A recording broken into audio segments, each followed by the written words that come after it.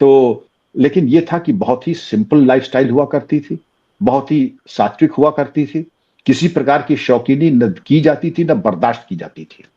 ये संभव नहीं था कि कोई दरोगा रोलेक्स पहन करके आ जाए या कार्टियर की ब्रेसलेट पहन करके आ जाए। मैं रियल लाइफ बता रहा हूं। आजकल जब मैं मिलता हूं लोगों से तो मुझे दिखाई पड़ता है कार्टियर का ब्रेसलेट जो कि कम से कम आता होगा 10 लाख का, रोलेक्स की घड़ी जो आती हुई कम से कम 6 लाख की, और चेन ऐसी मालूम पड़ता है कि जैसे मुंबई का एक्स्ट्रा कोई फिल्म स्टार का होता है, वो 30-40 ग्राम की जंजीर पहने हुए है।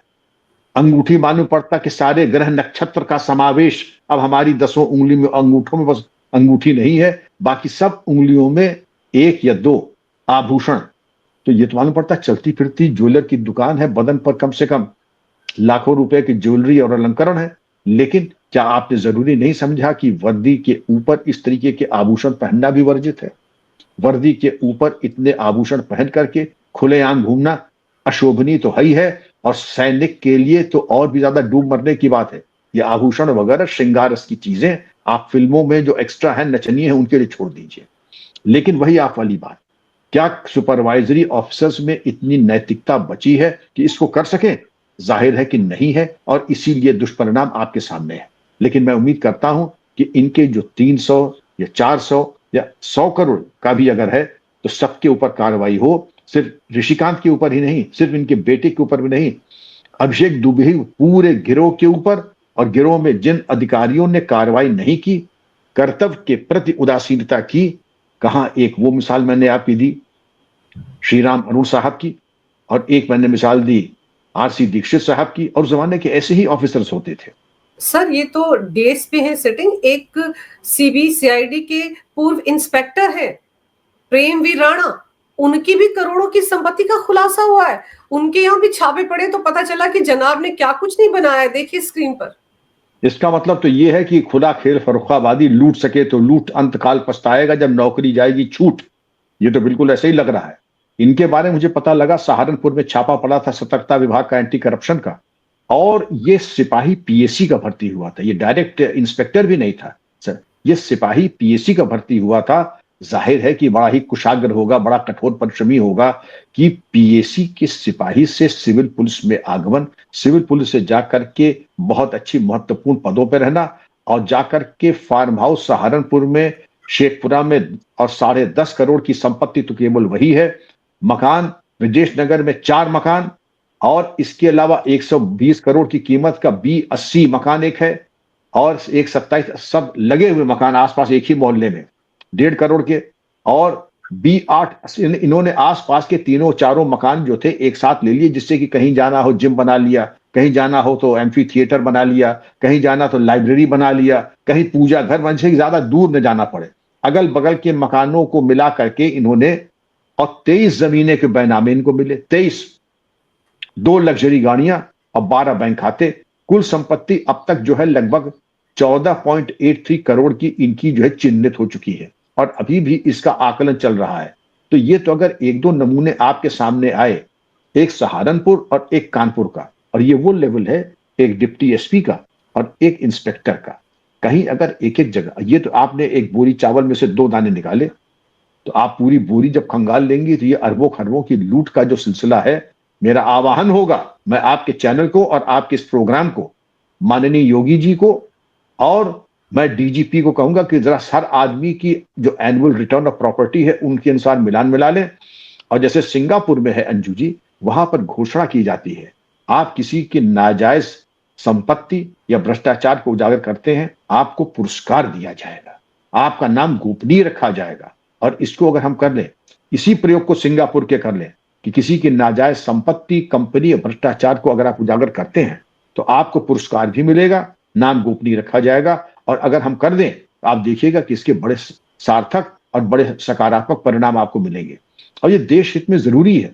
हमारे एक महामहिम थे विष्णुकांत शास्त्री जी, वो ये कहते थे कि भ्रष्टाचार केवल एक अपराध नहीं है, देशद्रोह है और मानवाधिकार का हनन है। सर आपको याद होगा कि छांगुर पर भी हमने बहुत सारे प्रोग्राम किए हैं, और छांगुर से जुड़े बहुत सारे ऐसे पुलिस अधिकारियों का जिक्र भी आया था जो कि उसको मदद करते थे। जो लड़कियां परेशान होती थी छांगुर गैंग से, उनकी एफआईआर दर्ज नहीं की जाती थी, उल्टे उन पर आरोप लगाकर गलत एफआईआर दर्ज करके उनको अंदर पहुंचा दिया जाता था। तो ऐसे तो बहुत सारे अधिकारी अभी भी खुलेआम घूम रहे हैं, उन पर भी तो शिकंजा कसना चाहिए विजिलेंस विभाग का। बिल्कुल कसना चाहिए, क्योंकि बादल सादुल्ला नगर के जो एक पूर्व थाना अध्यक्ष थे, जिन्होंने इकोना स्टेडियम लखनऊ के बाहर 10.5 करोड़ की भूमि, आरोप है अभी, लेकिन इसकी जांच तो होनी ही चाहिए। और सादुल्ला नगर की सरकारी जमीन को जिन्होंने बेचने का कुत्सित प्रयास किया, जो तत्कालीन एमएलए को वहां पर उनका दफ्तर खुलवाने के लिए जिनकी मदद की, उनकी जांच होनी चाहिए। और जांच ही के साथ साथ नहीं, अगर कार्रवाई नहीं की जिन अधिकारियों ने, तो उनके खिलाफ भी अंजुजी कार्रवाई होनी चाहिए। बात यहीं समाप्त नहीं हो जाती है। आपने कहा कि जिसने एफआईआर नहीं की, मेरठ के उस सब इंस्पेक्टर ने, कि लड़की जो लव जिहाद की शिकार थी, जब थाने गई तो उसको भगा दिया गया। इसी तरह से छांगुर की मदद में जो सब चट्टान की तरफ खड़े थे, इसकी अट्टालिका बनती रही और लोगों ने इसकी शिकायत नहीं की। ये तमाम इसकी राष्ट्र विरोधी गतिविधियां होती रही, शिकायत और कार्रवाई नहीं हुई। उन सबको सतर्कता और एंटी करप्शन की जांच के गिर्द में आना चाहिए और इन सब के एसेट्स की जांच होनी चाहिए और सबकी होनी चाहिए।